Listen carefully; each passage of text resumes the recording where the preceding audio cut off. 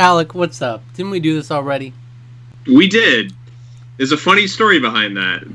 Well, a funny thing happened on the way to the forum. We just decided to rewind it. I said no, and then we went back. Yeah. Rewind, rewind. That's 2 Broadway references I've just made in the last 2 sentences.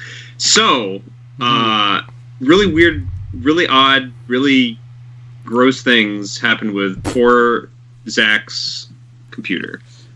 Yeah.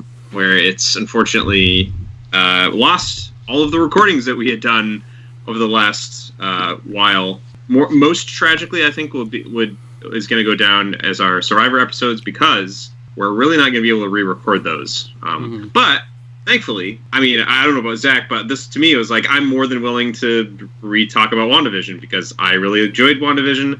Actually, what Zach doesn't know, I actually just rewatched it with my housemate, so I still have it fresh. And yeah, I'm willing to talk about it again for sure. So I've already said I enjoyed it.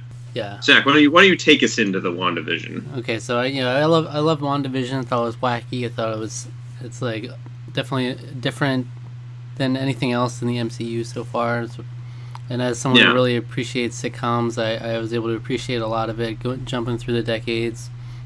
Yeah. There's a lot of like specific references, and I found it really unusual and unexpected that they had like specific references, like the music of an intro, or the intro itself is a direct reference to something in our real world, like pop culture, like outside the MCU. Like the one that sounded exactly like the Office opening. Yeah, and that last one was like. And there was like a shot that was like straight out of the Full House intro, and then like the Malcolm in the middle. Yeah. Really similar, Really, yeah. So they weren't for sure. they weren't being shy about it at all. So. Yeah, the first one was definitely like Father's Knows Best, or it's more like Dick Van Dyke Show. I Love Lucy, that era. And then particularly the first one. I mean, by the end of the show, you actually see the physical things. It's like, oh, there's the sitcoms they're watching. Okay. Yeah. And so. Yeah. It wasn't trying to be vague about it. It's not like. No.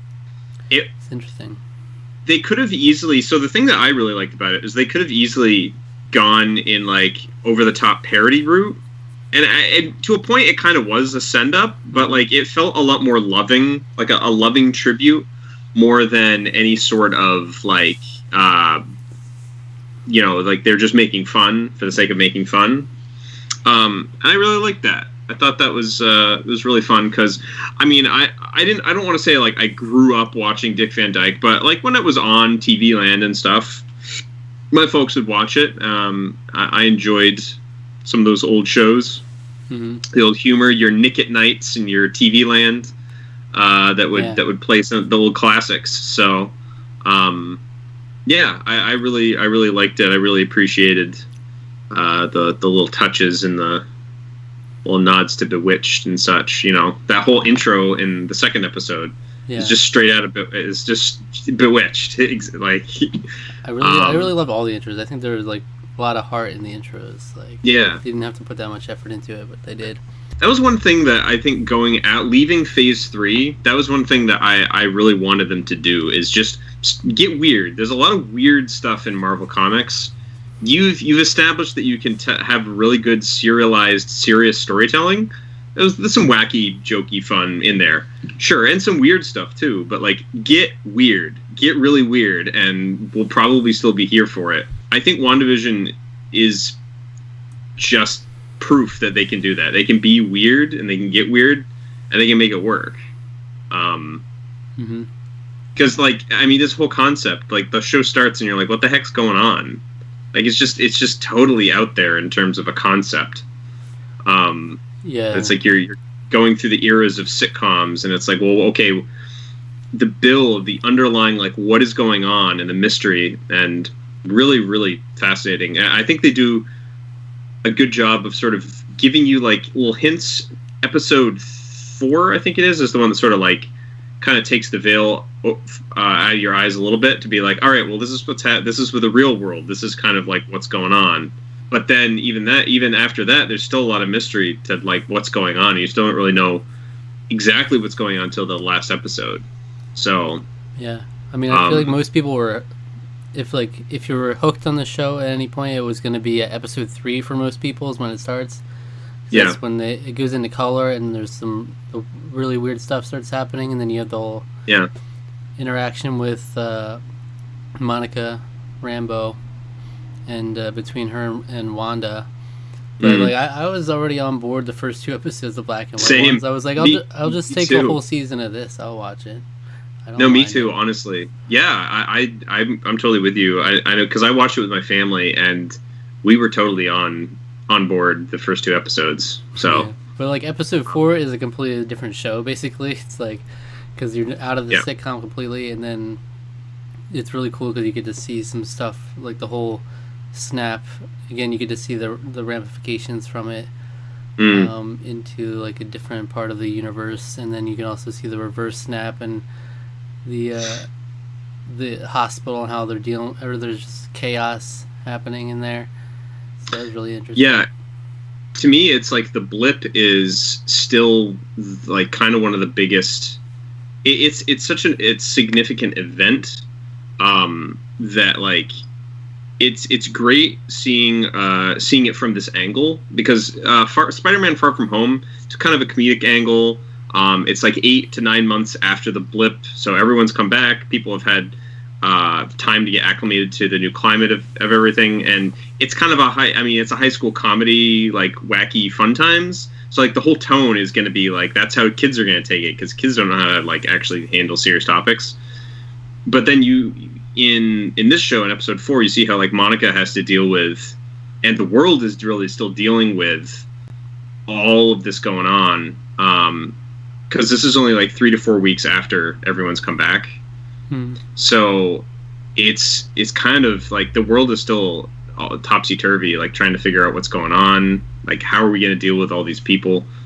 And you see the moment Monica comes back is just absolute chaos because like suddenly the hospital's full of people. I really like that. I really like that kind of like it's kind of it's a scary event. It would be horrifying to like all of a sudden come back and just the whole world has lived for 5 years. Half of the world has lived for 5 years. Then all of a sudden, everyone's just back.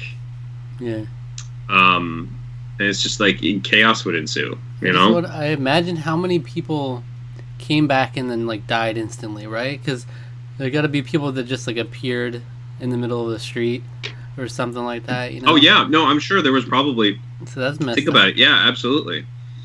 That's messed up. Like, because well, depending on everything, like if you're standing in a spot, I don't know how it works. If you're standing in a spot where there's like a car there now, like what happens to you? Like if you're in the occupying a physical space with something else at the same time, you know.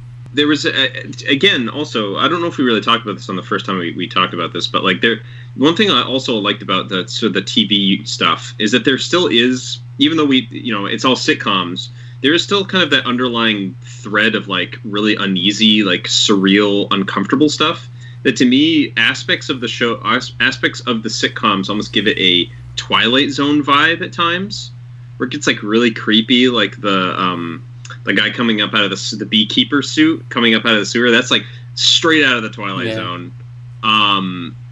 Or even Vision talking to Agnes. Yeah, and like I mean, all the that's people really standing creepy. still in general, they're like It's so creepy. Yeah. And the one that's like doing the clothesline. Yeah. and then crying. Oh my gosh, it's so creepy. Yeah, it's great. Yeah. But yeah. So I mean, it's interesting. Ultimately, the story, when you boil it down, it's about grief and Wanda's grief. Yeah. So Yeah. it's a big. It's an interesting topic to handle because it's like, it's not just normal grief. You have to take into account as grief with a super powered person.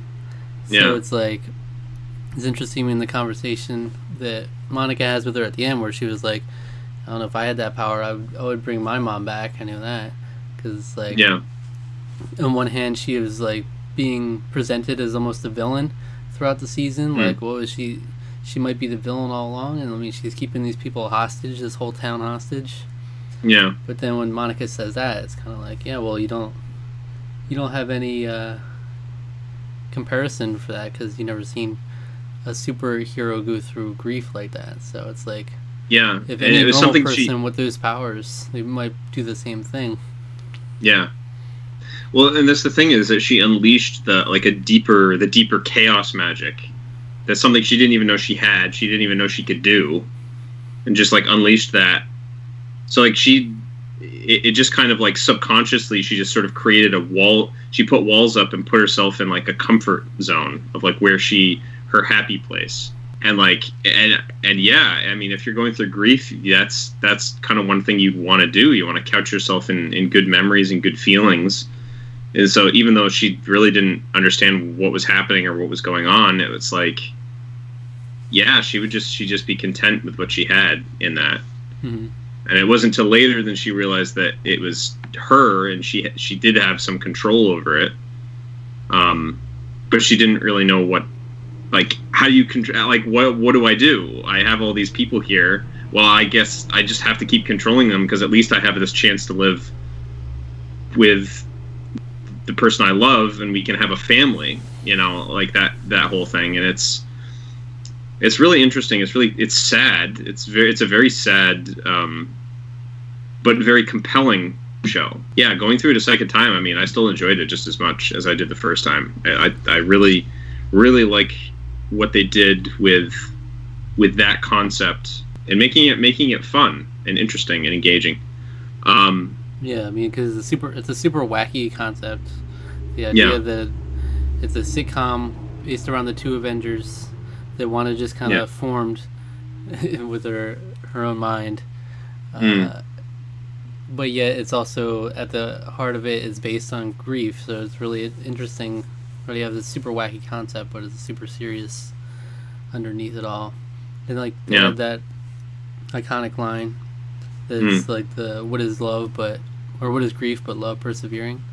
You know, that's really powerful. That was a great scene too. It's a great scene. We talked about this a lot before, that Paul Bettany, Elizabeth Olsen are great in this.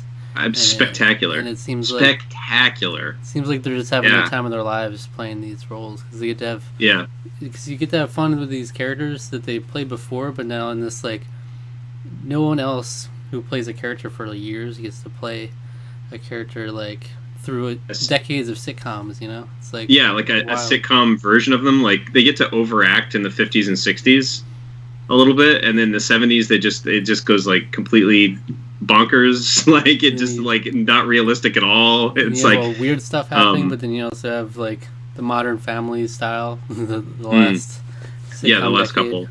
Yeah. So that they seem like they're having fun. Like it shows. Yeah. And I think they're great for it. And I would like to marry Elizabeth Olsen too. Well, you're not alone. So that's a bonus. Easily my favorite of the Olsens. Of all the three sitcom of all the Olsen three sitcom Olsens. Isn't that interesting that they're the Full House? Mary Kate and Ashley both played the one character, yeah. And then now Elizabeth, all these years later, paying homage to it. Yeah, it is. Yeah, there was a Full House episode, pretty much anyway. So yeah, and that was that picnic scene in the intro. Yeah, straight out of Full House. Yeah, that was awesome. I'm not even that big of a Full House fan, but I still had just so much.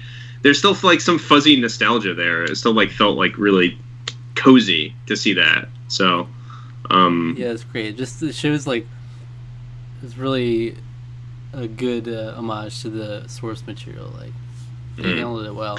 So things that this does, I think, overall for the MCU as a whole, one thing that I think is awesome about it is it rescues Age of Ultron a little bit.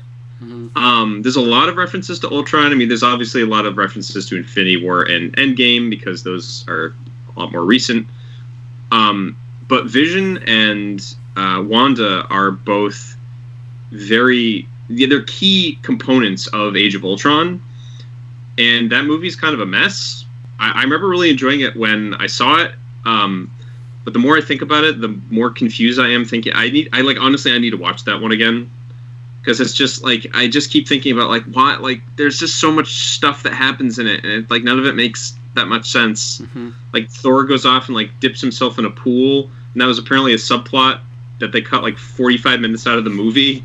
Like, yeah, but the characters that came from that, really, Vision and Wanda's core relationship, they're always sort of playing aside characters, and we never really saw them grow much other than through like Civil War and then Infinity War, and then Endgame as well. But the thing is that like this to me does such a good job of exploring these characters that have been kind of overshadowed over the years, and really delving into their relationship and seeing how real their love is for each other. I love that. I thought that was such a nice thing. I really liked it. Pietro, that was a big moment too. The whole oh Pietro yes, situation. okay, yeah. He was cast. So that was the the Quicksilver that was cast in the 20th Century Fox. What were the X-Men films? Heard of them. And so like that casting decision was very obviously very like, you guys are gonna overthink this. Yeah, like everyone was like, oh, is this the multiverse? Is something's happening here? Finally, like, X-Men no. crossover, but it really, No. it was just a tongue-in-cheek thing. Where it's like, she recast Pietro. Yeah, I guess she did. Yeah. And then he was like, he was Ralph Boner in the Ralph end. Boner. All right. Boner. But that was an interesting. I really liked that whole dynamic because for most of the episode that he's in, before you realize like, oh, he's a little weird, but no, that whole episode was interesting because like you were still like, is he not? Even still, even before the reveal, right before the reveal is made, it was like, is it really him? Is it really not? It's so hard to tell, and it's interesting. Very cheeky of them. Very cheeky, for sure. Agatha. More? Agatha. Wonderful. Catherine Hahn is awesome. She absolutely nails the over the top wicked kind of witch thing, but her nosy neighbor persona is all very fun too. Yeah, like they're both very exaggerated and both hamming it up a lot, and both of her forms really. Yeah. The final episode, I thought it was alright, and ultimately the resolution, that final scene about love persevering, that was great. But overall, it was an alright ending. And then after watching it, it was kind of like, that wasn't the best thing I've ever seen, but I thought it was great. Yeah. It's hard to be disappointed in it because it's so different and it set itself apart. So yeah, much. The ending for sure is really setting things up for the future of Phase 4, like where the trajectory of where we're going from here. Because you have setups too with white. You have white Vision now, because the Vision in Wanda's reality was a complete fabrication. She was able to just create it out of pretty much nothing, which is wild. But yeah, so we have that thread. We have Wanda with the Darkhold. I don't remember what it's called. She's got that evil book of the damned that she's reading. So we see that in the post credits scene. We didn't talk much about Rambo, Monica Rambeau, but she gets superpowers. So she becomes Photon, I think. Mm-hmm. is the person that is the hero that she is. So she gets superpowers. So she's going to be important going forward. And she's got a bone to pick with Captain Marvel. And I'm trying to think of any other threads. I mean, I think the Scarlet Witch stuff is all going to pay off, or he's going to start to pay off more in the Doctor Strange film, because she's going to be involved a lot in that. But yeah, there is a lot of setup. So also the thing you were saying about the last episode, also I want to mention, the reason why I think some of the plot threads sort of went missing is because they had to kind of alter things for like reshoots because of COVID, because they started filming back before all the restrictions happened, but they had to resume filming again to finish off the series. And I think that I think some of like the character threads didn't get fully fleshed out as much as they wanted to, because they sort of they were sort of limited in what they could kind of do in terms of like COVID stuff. So I think they wanted to finish out more stuff with like Jimmy Woo, but they weren't really able to do as much as they would have liked. So I think some of that was a little bit more restricted. But because that's an interesting thought, is that they call it the series finale, so presumably it's just like that's done. It was this nice little thing, and I think it works as that. But we do have like Jimmy Woo, we got Darcy, we didn't mention, but that was a fun little addition, like the surprise casting that we didn't really know going into it. We're going to be in WandaVision. Yeah, I think that I think a lot of them. I don't know if we're going to see a WandaVision 2. I think this is pretty much a one and done. I think what we're probably going to see is all of the threads that they're sort of starting is like this is where it's going to trail off into Phase 4 and beyond. I think that's the idea. That's what I got out of it anyway. So do we think Darcy? Do you think Darcy comes back, or is she just done? She'll be back. I can almost guarantee you that she will be back in Thor: Love and Thunder, because Natalie Portman's coming back. Okay. So interesting. I'm behind on my Thors, so yeah. I've only seen the first one now. So that's right. We gotta do some Thor catch up, I guess, huh? Yeah. Really, so to me, I think what I love the most about all of this is just like how perfect this is for Disney Plus. Like this is, I couldn't think of a better fit for you couldn't tell the story as a movie. It would not work nearly as well. And this format is perfect for something like this. And I just loved that they're able to do that. And I hope going forward that the TV series that they kind of have, or the limited series, whatever Winter Soldier and Falcon's going to be, I hope that they really lean into that, telling stories that work best as the series, and not necessarily like this is a movie that could have been, or this could have been a movie. Like they didn't need to draw it out as much. So I hope that they really take advantage of that. Yeah. And we'll see if they hold themselves up to the standard. Because I mean, if everything meets this, that's great standard. That's fine by me. Yeah, it's. I don't know. I was saying I haven't watched the first episode yet, but I was saying I can't see the Falcon and the Winter Soldier matching this, just in terms of like emotional payoff, maybe. Payoff, and it took side characters and did such a unique thing with them, so where it had like such an impact. Everybody was talking about it. It was such a big thing. I feel like Falcon and the Winter Soldier won't have that same draw to it, but maybe we'll still get some good development on characters that are just understated in the main movies. So hopefully we get that. And it seems what they're trying to do is pump up their side characters as much as they can with these series. But, because there's going to be a Loki series that comes after Falcon and Winter Soldier. So you will definitely be talking about the Falcon and the Winter Soldier. Probably about just over in a month's time. So we'll be back for that. And new Marvel movies, we're always going to try to do those. But like I said, I'm behind on Thor. I'm behind on Doctor Strange. I haven't seen the first Doctor Strange. So it's like I got some. I feel like we should, if we do one next, I feel like we should do that one. That one's very special to me. I really like that one a lot. So, okay. Yeah. All right. So what score would you give WandaVision at the end of the day? I give WandaVision 8.5. That's what I gave it last time. I even through a rewatch, I think it fits that description. It is a very, very good series, borderline great. I think that, I don't think it's perfect. I don't necessarily have any like obvious flaws, but it doesn't necessarily like blow my mind necessarily, or like do anything overly revolutionary. I think it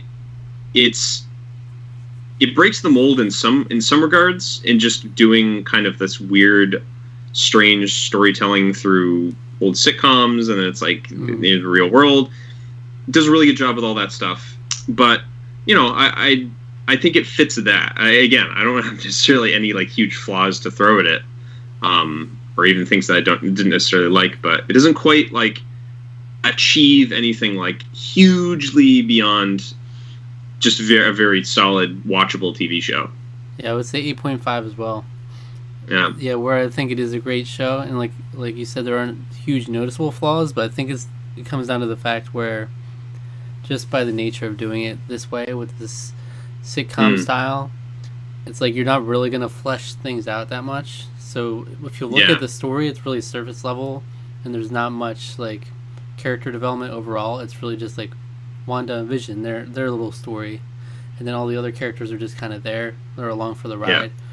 And just like have some fun little moments here and there, but nothing like intense, because there's not time to get into all that when you're going through all the decades of sitcoms and yeah.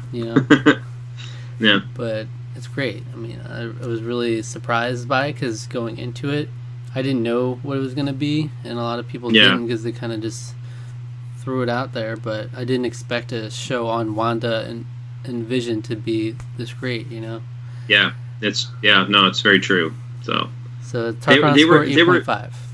They were always characters that I really liked, but it was like I just wish they had more screen time, because I really like them. I think they're played by I think Paul Bettany's such a wonderful actor, and they just don't have enough screen time, and I was just like, I wish we had more of them. And like this, to me, is like that. This is perfect. We get more of them, and it's wonderful to see these characters. So yeah.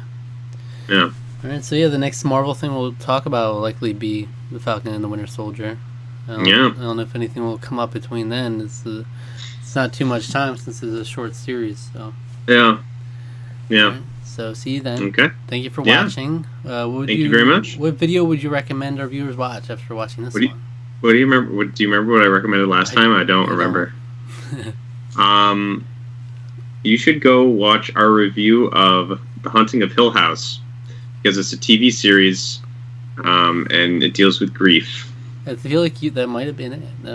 I don't think it was. But I don't think I definitely don't think it was, because I just. I mean, that sounds familiar. I'm like, deja vu. But yeah, for sure. If you like WandaVision, you will like The Haunting of Hill House. Yeah, absolutely. You will love it. There's so many Easter eggs. Just like on WandaVision, you got all those videos, like, you 300 Easter eggs you missed. Yeah, here's all these ghosts you missed in the background. Yeah. So, thank you for watching. Subscribe to the channel. Subscribe to our podcast feed. Like the video. Leave a comment. Hit the notification bell. And follow us on Twitter. Like us on Facebook. Tarqaron, TWO. The music in WandaVision was also really good. True. WandaVision.